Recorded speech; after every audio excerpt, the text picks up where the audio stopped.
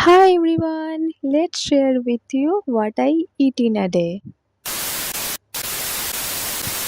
সকালবেলা ফ্রেশ হয়ে আমি এখানে ব্রেকফাস্টের জন্য প্রিপেয়ার করছি হচ্ছে এগ ম্যাগি। প্রায় অনেক দিন পর ব্রেকফাস্টে এই ম্যাগি খাচ্ছি।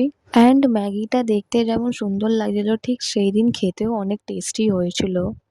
দেন ফ্রেশ হয়ে আমি লাঞ্চ নিয়ে বসে পড়েছি। লাঞ্চে ছিল ভাত, ডাল, আলু ভাতে। প্রায় আমার খাওয়া অলমোস্ট শেষের দিকে। দেন আমার মনে পড়লো আমাকে ভিডিও ক্লিপ নিতে হবে। আমি ভুলেই গেছিলাম। তারপর লাঞ্চের পর আমি ফল খেয়ে নিয়েছি। আর ফলে ছিল হচ্ছে পাকা পেঁপে, যেটা খেতে খুবই সুন্দর আর খুবই মিষ্টি খেতে ছিল। তারপর সন্ধেবেলায় আমরা কিছু কেনাকাটি করতে বেরিয়েছিলাম। ভাবলাম এখান থেকে কিছু খেয়ে নিই।